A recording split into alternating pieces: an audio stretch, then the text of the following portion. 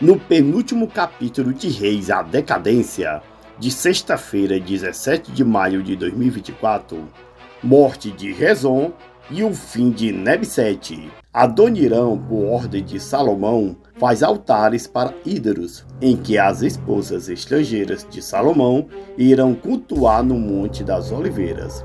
A fumaça no templo em Jerusalém não sobe e forma um grande nevoeiro no local sagrado. Kéfera e as outras esposas de Salomão avistam um nevoeiro no templo. Salomão questiona ao sacerdote Azaria o que está acontecendo com tanta fumaça no templo. Asaf diz que o Senhor está rejeitando a fumaça das ofertas. O profeta aparece e diz que é um sinal para o rei de Israel. O profeta do Senhor aponta para o Monte das Oliveiras e diz que é aquilo que é o problema.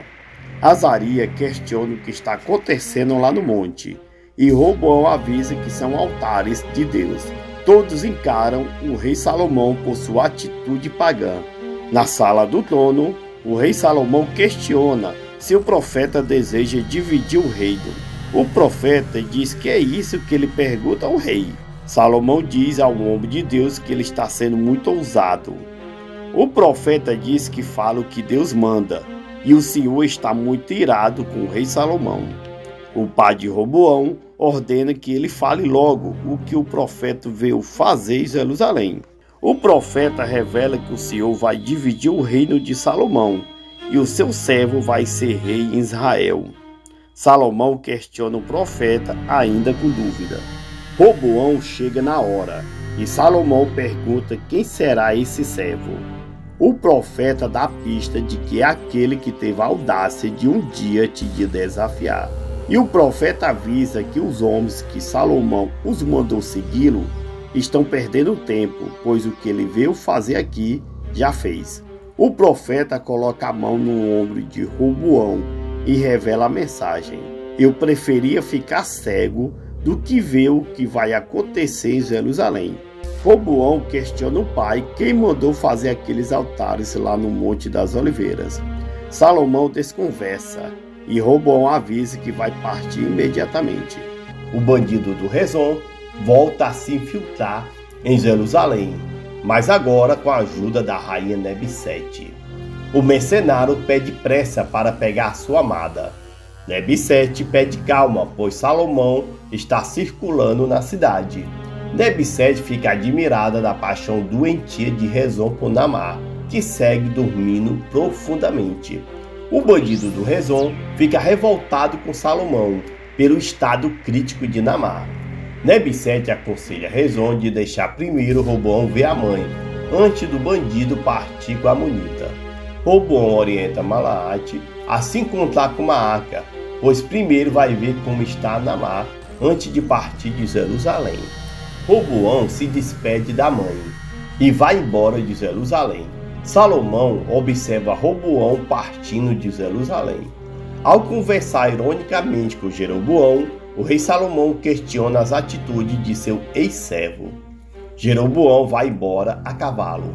Rezon e seus homens colocam Naamá desacordada numa carroça. Um dos mercenários avisa a Rezon que Salomão está saindo da cidade e pede para a entrada ficar livre.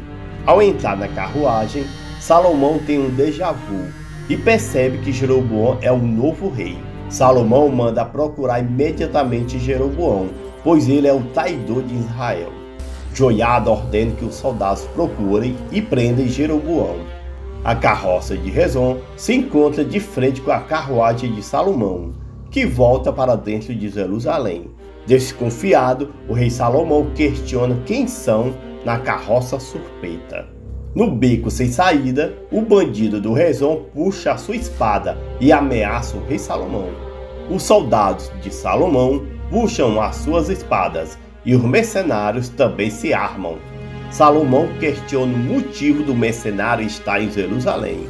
Rezon revela que veio buscar Naamá, já que ele não cuida dela. Salomão oferece uma nova luta corpo a corpo. Rezon chama Salomão de fracote, mas aceita um novo duelo. Salomão ordena que nenhum soldado se meta na luta contra o bandido. Rezon pede que, se ele ganhar a luta, os soldados deixem ele em paz para partir. Salomão acaba dando a ordem, mas diz a Joiada para não se preocupar. Os duelistas tiram a camisa e começam a lutar. Rezon acerta uma direita em Salomão, que devolve uma boa direita também. Joiada fica preocupado com o rei Salomão, que leva uma pancada nas costelas. O bandido do Rezon acerta uma joelhada novamente nas costelas de Salomão. Salomão cai ao chão, mas o rei de Israel avisa aos soldados que vai continuar. O pai de Roboão acerta uma direita e quebra o nariz de Rezon, que desaba ao chão. Salomão se amonta e acerta vários golpes na cara do Rezon. O rei Salomão pede uma espada e se prepara para matar Rezon. Sabendo de seu fim tático, Rezon implora a Salomão para fazer uma revelação antes de morrer. O mercenário diz que blefou e não conseguiu se deitar com Naamá. Salomão fica pasmo com a revelação de Rezon, que também afirma que se deitou com Nebsete em favor de humilhar Abisag no Egito antes deles casarem. O bandido do Rezon se orgulha, rindo de se deitar com a rainha Nebsete antes de Salomão. Rezon ainda apimenta ao afirmar que Nebsete não teria filho deles, mas sim do faraó Sisaque. Salomão fica revoltado e chama o general Joiada. Joiada, vingue a morte de seu pai Benaia. Salomão entrega a espada para o líder de seu exército. Com muito prazer, Joiada pega a espada.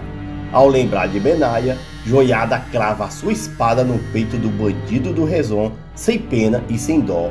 O mercenário do Rezon, que matou o pai de Joiada e a mãe de Jeroboão, acaba morrendo tragicamente na entrada de Jerusalém.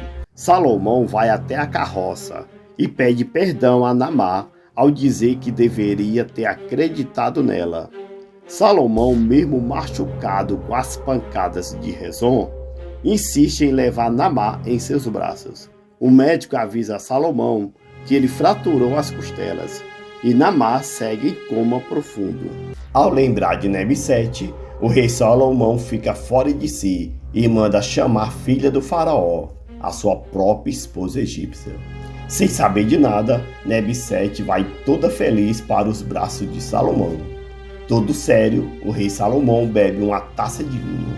Nebsete fica em choque ao ver Salomão todo machucado. Preocupada, a esposa egípcia questiona o que aconteceu com o marido. Salomão corta o assunto e avisa que já descobriu tudo e pede que ela não finja mais. Salomão avisa que descobriu que a esposa egípcia se deitou com Rezon em troca de um favor. Nebsete fica apavorada e começa a negar, e que o filho dela era de Sisaque. Acrescenta o rei de Israel ao desmascarar a traidora do pedaço. Nebsete começa a chorar lágrimas de crocodilos. Salomão grita aos ouvidos de Nebsete se ela o traiu com mais alguma pessoa além dos bandidos do Rezon e Sisaque. Nebsete pede perdão e manda Salomão entender o lado dela.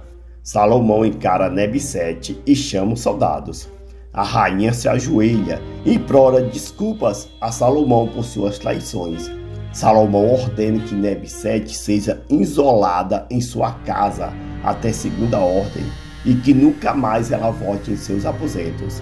Nebsete implora misericórdia ao perceber que perdeu tudo com Salomão. 2 soldados arrastam Nebsete para fora dos aposentos do rei.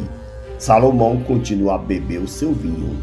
Arrastada pelos oficiais, a traidora da Nebsete fica aos gritos e berros. Na sala do trono, o rei Salomão pergunta se Naamá já acordou. O servo revela que Naamá segue em coma e se ela não acordar logo, não vai resistir, pois ela está muito debilitada.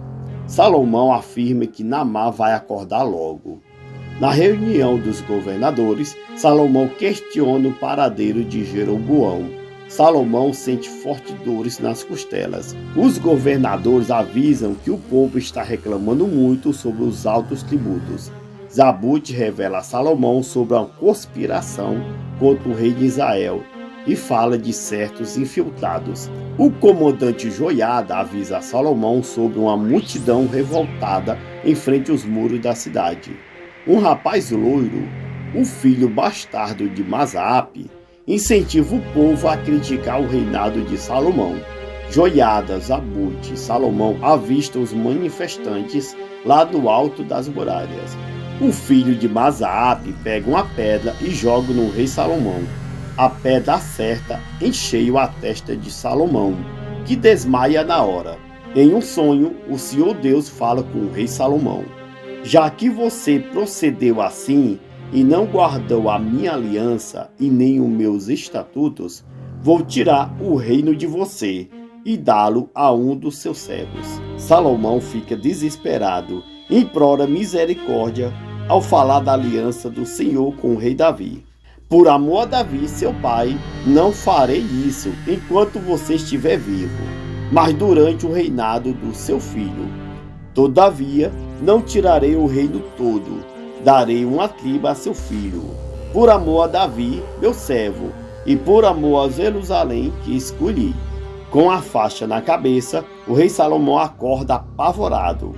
O filho de Mazaape e os outros revoltosos invadem Jerusalém.